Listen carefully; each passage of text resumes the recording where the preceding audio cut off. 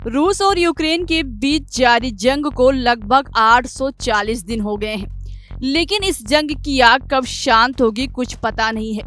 हालांकि इस जंग को रोकने के लिए कई प्रयास किए जा रहे हैं। अब एक और कोशिश होने जा रही है, जिसके लिए आज यानी 15 जून को स्विट्जरलैंड के बर्जन स्टॉक रिजॉर्ट में पीस समिट की शुरुआत होगी, जो 2 दिनों तक चलेगी। यह शिखर सम्मेलन अब तक जंग को रोकने के लिए चौथा समिट होगा।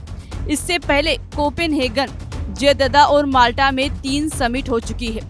रिपोर्ट के मुताबिक स्विस अधिकारियों ने सम्मेलन के लिए 160 देशों को न्योता दिया, जिनमें भारत के साथ करीब 90 देशों के लीडर्स या प्रतिनिधि इसमें शामिल होंगे। हालांकि कई बड़े देशों ने इसमें शामिल होने से इनकार कर दिए हैं, जिनमें रूस के अहम सहयोगी चीन, G20 के मौजूदा अध्यक्ष ब्राजील, सऊदी अरब और पाकिस्तान भी इस समिट में हिस्सा नहीं लेंगे। वहीं रूस को इस समिट के लिए आमंत्रण नहीं भेजा गया है। इसके अलावा यूक्रेन के सबसे बड़े समर्थक अमेरिका के राष्ट्रपति जो बाइडेन भी इस समिट में शामिल नहीं होंगे।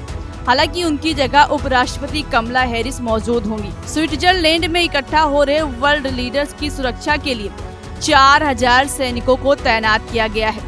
इसके अलावा वेन्यू के करीब स्टील की एक रिंग रखी गई है। इसके आसपास के यानी 6.5 किलोमीटर के अंदर के इलाके में फेंसिंग की गई है। यहाँ 8 किलोमीटर लंबे तारों का जाल भी बिछाया गया है। स्विट्जरलैंड की मिलिट्री को इलाके में सुरक्षा की जिम्मेदारी सौंपी गई है। उनकी एयरफोर्स लगातार क्षेत्र में निगरानी कर रही है।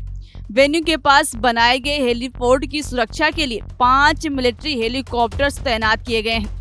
इसके अलावा वहां डबल लेयर फेंसिंग भी की गई है। बताया जा रहा है कि इस समिट में पीएम मोदी के शामिल होने से और बातचीत से मसले का हल निकल सकता है। दरअसल पीएम मोदी ने 14 जून को यूक्रेन के राष्ट्रपति वोलोदिमीर जेलेंस्की से इटली में मुलाकात की। इस दौरान पीएम मोदी ने जेलेंस्की से कहा कि भारत रूस यूक्रेन संघर्ष के शांतिपूर्ण समाधान का समर्थन करता है। इस जंग को कूटनीति और बातचीत के जरिए ही खत्म किया जा सकता है। इस मुलाकात के बाद जेलेंस्की ने पोस्ट किया, जिसमें उन्होंने कहा कि भारत यूक्रेन पीस समिट में एक हाई लेवल डेलीगेशन भेज रहा है। उन्होंने उम्मीद जताई कि समिट में कम से कम 100 देश जुटेंगे। इसी के साथ आपको ये भी बता दें कि यूक्रेन पीस समिट के लिए यूक्रेन के राष्ट्रपति जेलेंस्की ने 10 पॉइंट का एक प्रस्ताव तैयार किया है। इसमें जंग खत्म करने के लिए यूक्रेन से रूसी सेना की वापसी के साथ कई पॉइंट्स को शामिल किया गया है। बता दें कि जेलेंस्की ने प्रस्ताव में मांग की है कि रूस अपनी सेना को यूक्रेन के क्षेत्र से पीछे हटाए, साथ ही वह क्रीमिया समेत उन क्षेत्रों को भी आजाद करे जिस पर उसने कब्जा कर रखा है। अब ऐसे में देखने वाली बात ये होगी कि इस समिट यानी चौथे समिट के बाद रूस और यूक्रेन के बीच चल रहे जंग को रोकने के लिए कुछ हल निकलेगा। खैर ये तो देखने वाली बात होगी। फिलहाल अभी के लिए इस खबर में इतना ही। बाकी देश दुनिया की तमाम खबरों के लिए देखते रहिए हिंदी खबर।